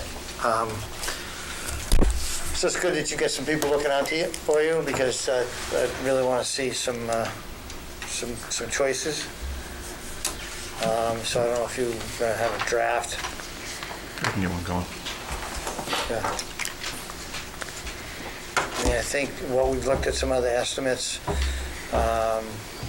I think we should be almost everything. I mean, you can take out some closets, but everything else in here, we should be updated and replaced to energy efficient. What else did you have for questions? I think I got Tim? With the scope of this project, is this something that we want to hire a project manager on, or do we want to put it and keep it on Larry's plate? Larry and Brian's? Well, eventually, it's a maintenance project. I would think that would fall. As far as the overseeing of the install? Of the construction and all that other stuff. Yeah. I think he's going to have a ton on his plate for at least the next year. Yeah, I certainly, depending on who we go with and what they're providing for a service, we may need outside people to watch over them instead of putting it on Larry's plate. Okay. But I don't think that's right before us yet, because depending on who's bidding, we may have different requirements from the different bidders, based upon what we see their strengths and weaknesses are.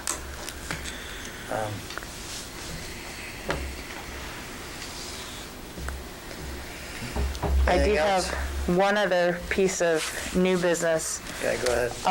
I'm going to let Jen jump in. Go ahead, Jen. So I had wanted to share some really good news with the board. As some of you on the board are already aware of our new phone system, I wanted to share with those of you who are new or new tonight. This is our first year of going to off campus to a unified phone system with our new vendor, TSC. And we went from where one building we did not have voicemail available for staff, even in the main office. We had another building where we only had voicemail in the main office, where now all staff have access to voicemail. Every staff member has an inbox. We have phones now in all classrooms, and as possible as all offices as possible across the entire campus unified, and all PA systems are now integrated into the phone systems. And in doing that, the great news was we came at a very large cost savings to the district. If you know that the closest school we used to have to having close to the same system that we have now was Henry Wilson. And Henry Wilson, I'd say, was about 75% capacity for phones at the time. Their bill in the past, in the spring, was $600 a month just for Henry Wilson. Just Henry Wilson. We now pay less per month for the entire district to have everyone with phones and voicemail across the entire district integrated with PA systems than we paid with the prior system for just one school. So currently we pay per month with the new system $567 a month to TSC out of Bedford. And I have to say that their support has been phenomenal. Going to an all-district unified system integrated with all PA systems, and they completely rebuilt the PA system at the high school, so it is a brand new system. They've just been wonderful. But they've shared some really good news that is brand new to all of you that I wanted to share. They're really good, not just with support, but also staying abreast of all the federal laws around E911 safety, such as Carey's Law, Brom Act, and so forth. So they reached out recently to let us know they streamlined our E911 services in a way to further improve our alert services around calling for 911 but in a way that also is going to provide us with additional cost savings than we already had agreed upon. So in the past, we paid $147 a month, starting with TSE. We paid $147 a month for our E91 services for all buildings, and it had to do with the amount of emails that were contacted for any alerts that went out to 911. And doing this, you know how people come and go, things happen in different districts, and what they found with a lot of districts is they didn't keep up with updating the emails. So he came back to me and said, I would be interested if we could do email groups. So the emails would always stay the same, so we wouldn't have to pay for updating emails with our E911 service all the time. And that way you just would update who's within the group. But that will also save you a lot of money because you will only be paying for one group per location instead of multiple separate emails per location. But you still have all the same people being alerted. Doing so will bring our monthly cost from $147 to $70 a month, which will bring our total bill down to $490 a month, giving us an additional $900 additional cost savings per year. I think it comes to $924 if my math is correct. And doing this, it'll also increase and actually further improve how they alert us when someone's making a 911 call. So when someone makes a 911 call, what will happen is it will page those specific lines, such as the main office, the principal, the nurse, that someone's making a 911 call, where it's coming from, and automatically connect their phone so they can listen in on the call without having to dial into that room or dial into the call.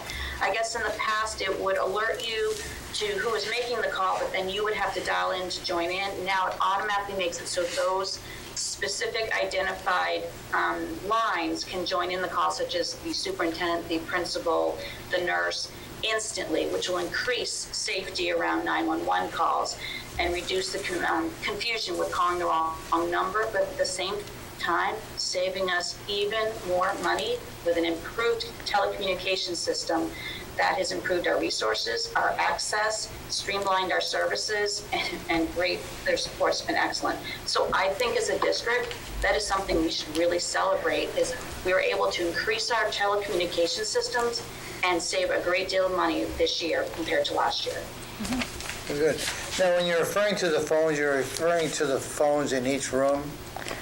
Yes, the phones in each room and each office, they're all interconnected. So from my office, I can hit the PAs through every phone in the district.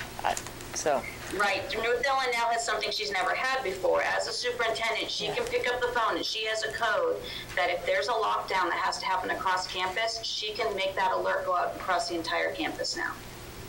Good. Tim? So I just wanted to thank the board because it was your decision last year to go out to bid to a different service. We did, and they have been just a wonderful change, and I think that's something to be celebrated. Have we implemented our policy to provide notification to the employees and students who may be dialing 911 that we're intercepting their call in an emergency? Because if we don't do that, we got a problem. This has just gone into effect. We will do that. Thank you, Jen. Thank you. Thank you, Jen. Next, do you have anything else on the new business? I do not. I do. Anyone else have anything? I do. Tim? So I've seen a lot of proposals come through for the sports programs, some of the fundraisers. Where are we with the lower classes, like the sophomore class and the freshmen on their fundraisers as we're moving out of COVID? So that the sophomores had talked before winter about their movie night, raised a lot of the equipment, get donations to make it happen. Are we any closer on movie licensing and kind of pushing them in a direction they need to go? And is there anything coming up from the freshman class that we haven't heard about? At this point, the freshmen haven't brought anything to us. Our movie licensing is not going to allow for outdoor showing. Well, the company you sent me, oh, the license we hold now doesn't, but they Correct. offer that option at a higher cost. Okay, so we will go back and look at that again. Okay. Okay. If my recollection, and it's been a couple months since I looked at it, is correct, that on a commercial outside viewing that they're going to charge for, it's 50% of the gate receipts goes to the license.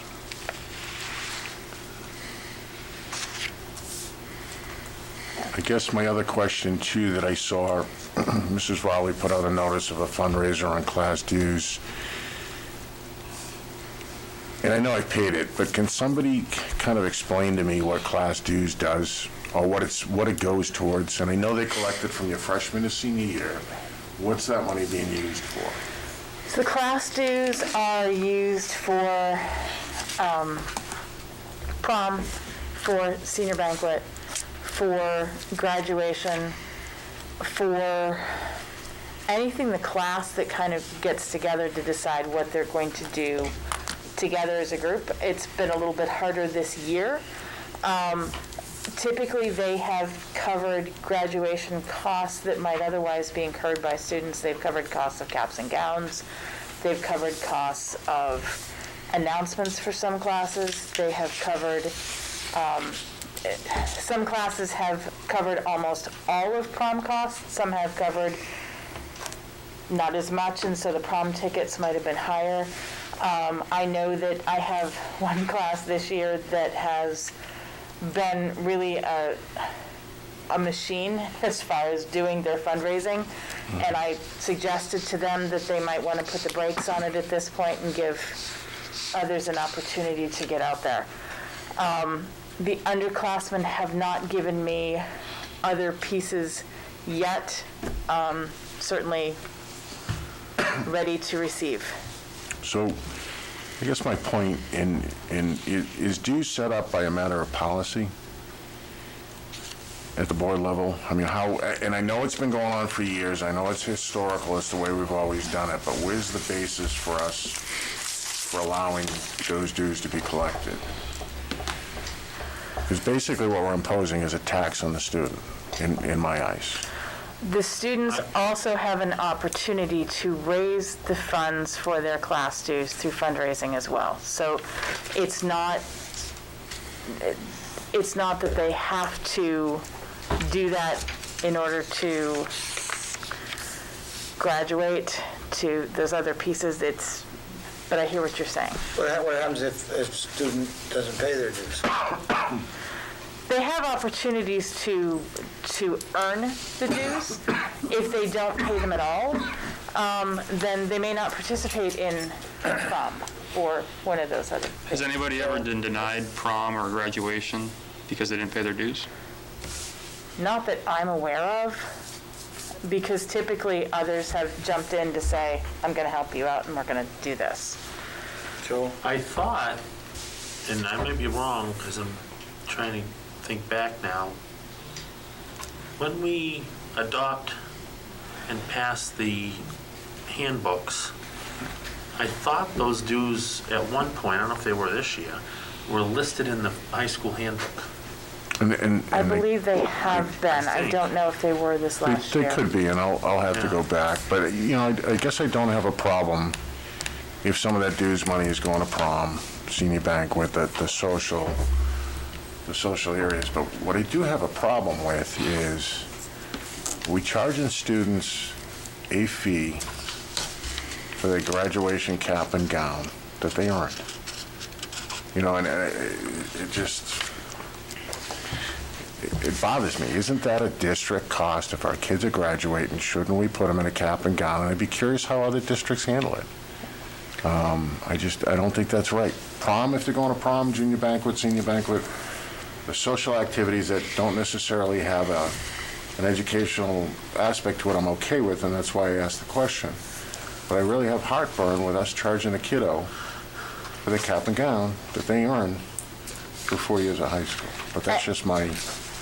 And those funds go into a student activity account. Way back, we didn't do caps and gowns that the students kept. We had racks that were kept someplace that maybe wasn't quite as dusty as others, and we'd pull them out and say, okay, this fits you. Oh dear, I'm so sorry, we'll start hemming. This doesn't quite fit you. And they went to the ones that, this is yours, take it, it can live in your closet forever, we don't want it back. Certainly, it doesn't mean that we couldn't provide that. Yep. And we do have monies that are part of what the district already contributes to graduation.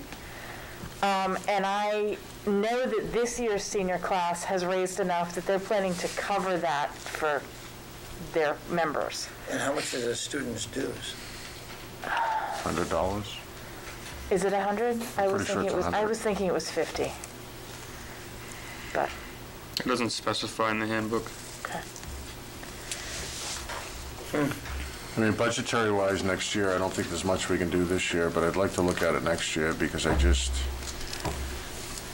it's got an educational component to it, I don't think we should be charging the kids. And what brought it to my mind this year is we have classes that are struggling with fundraising, and we're charging them for their cap and gown. I just don't, just hits a nerve with me, that's all. So you're gonna get back to us with that? Because I agree, I mean, I don't think they should have to pay for that cap and gown. This year's seniors, that won't be the case. They have fundraised sufficiently to cover.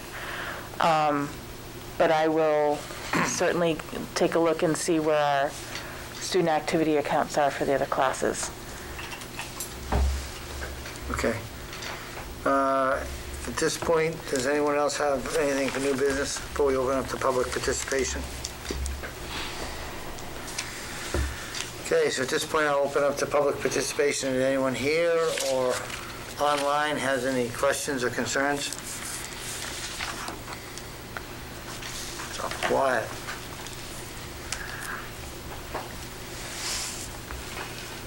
Come on, Larry. Going once? Okay, well, I'd like to thank everyone for participating, for being at the meeting. And our next meeting is going to be the 22nd, which is 2 weeks away. No, next week. No, it's next week. Next week. How time flies. So I will make a motion to go into non-public session under RSA 91A:3, 2 ABC for nominations and resignations. Second. All in favor? Aye. No. You don't want to work.